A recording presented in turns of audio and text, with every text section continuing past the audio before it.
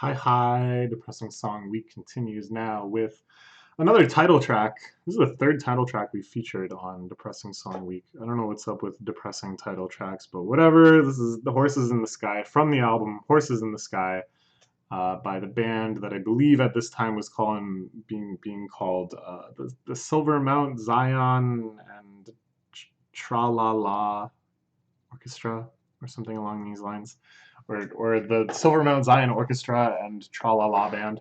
A band of many names, a spin-off of Godspeed You Black Emperor, kind of a front perhaps for a Quebecois anarchist movement. They were once famously arrested trying to cross to the American border because they were suspected of being some sort of anarchist cult. I don't know. They just make some really damn good music, that's for sure. The song is really sad.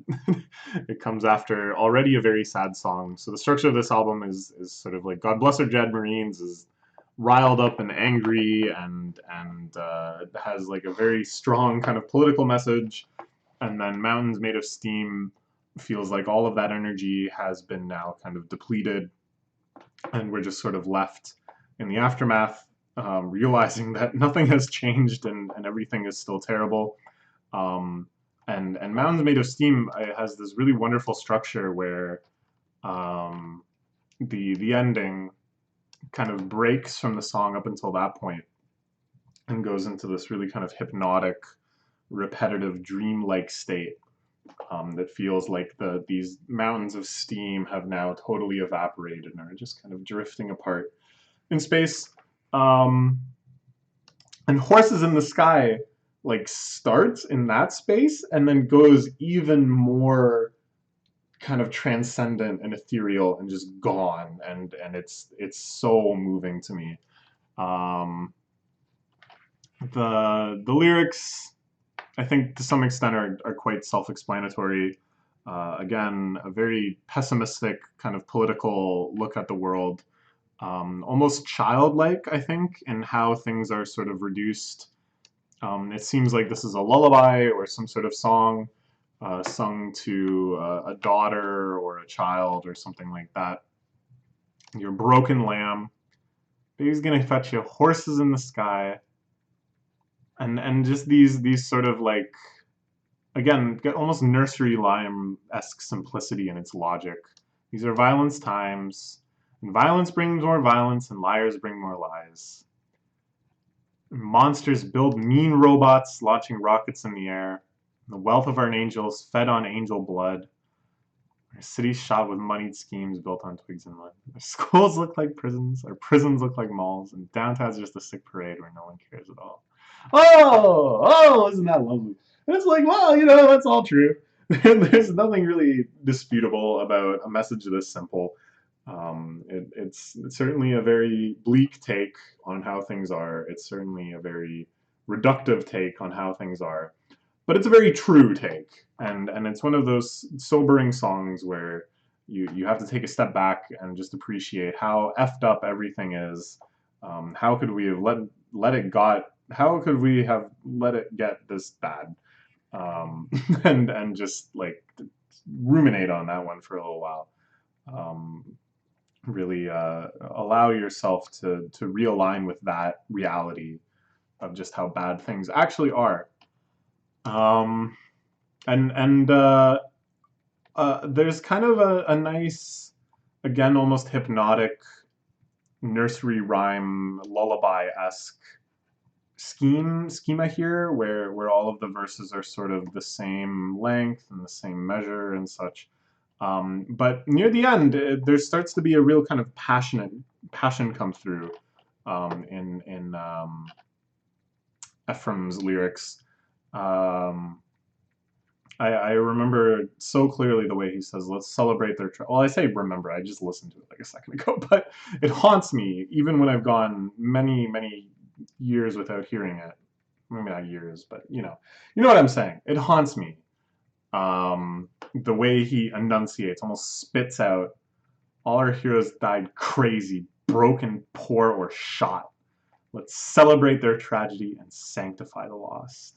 and manifest the daydream like those who died before, and glorify our small attempts and hate ourselves no more. So it's actually quite a stirring and powerful, positive message that should inspire activism, should inspire change, revolution, something. And yet it does so in very bleak, realistic terms. Basically saying, all our heroes died crazy. We too will die broken, poor, or shot. We should celebrate their tragedy. We should go out and do something anyways, and glorify our small attempts. Basically, we're gonna fail again. We're gonna go out and it's not gonna work. But by doing so, we will hate ourselves no more. And that's the actual hope. That is the actual message of hope that's buried deep, deep within this song, is that even futile struggles can allow yourself some forgiveness. That even if you know it's futile going in, just the fact that you're not tolerating it, that you're not being like the no one who tolerates and doesn't care about all of this injustice and violence and unpleasantness in the world. You're doing something, and for that, you'll hate yourselves no more. And then after this kind of escalation, it drops down again, and you think that maybe we're in for another kind of long rumination on these themes. Blow words between these suckers' teeth, and bind these panicked hands. Lose your heart like a clumsy bell. Please be well. And now it's sort of like knowing that maybe he's inspired you in this way, singing perhaps to this child. This is, again, perhaps some sort of lullaby or some sort of lesson imparted along those terms. Knowing that your heart is now like a clumsy bell, that you're clamoring and ringing out for justice and revolution. The last thing he kind of leaves you with is, please be well. He repeats it, please be well. And the way it breaks from the pattern of the whole song up until this point is just so beautiful.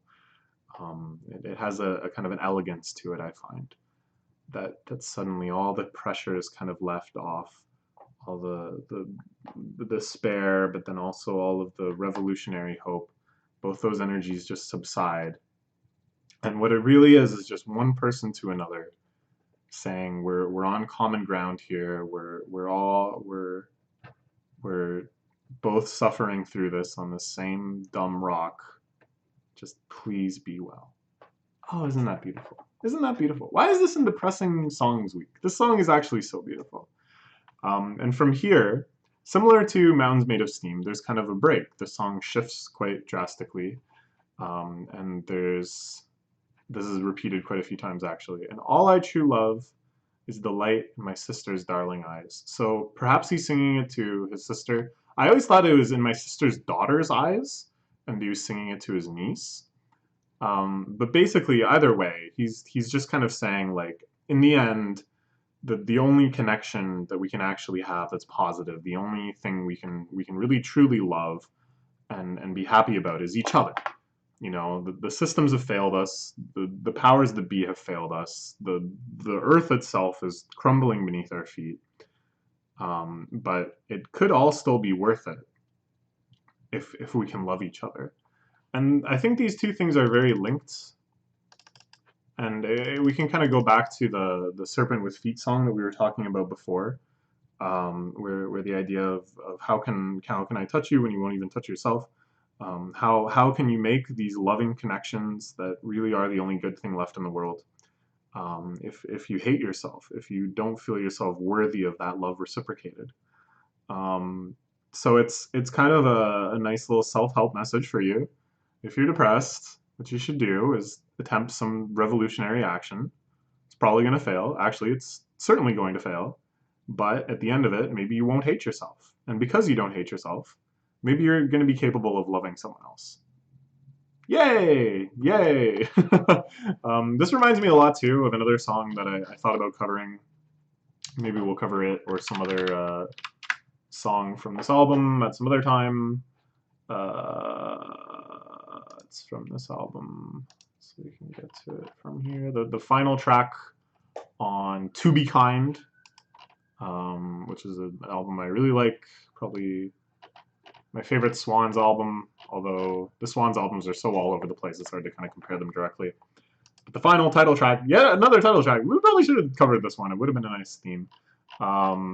In the end, after huge blasts of noise and just sonic energy, after like almost 2 hours of just guttural, painful music of Michael Gira just suffering, he concludes with this idea that there are millions and millions of stars in your eyes. Repeating it again and again with this kind of like quaking revelatory energy, that he kind of realizes that even if all the things around him are terrible and his life is terrible or whatever, there is still an almost infinite potential in the eyes of the other. That this sort of interpersonal connection is really it holds something that could make good for all the bad in the world. This is kind of a beautiful message. Yeah, I don't know. I think it comes across really nicely in this song in a way that's completely different from the Swan songs.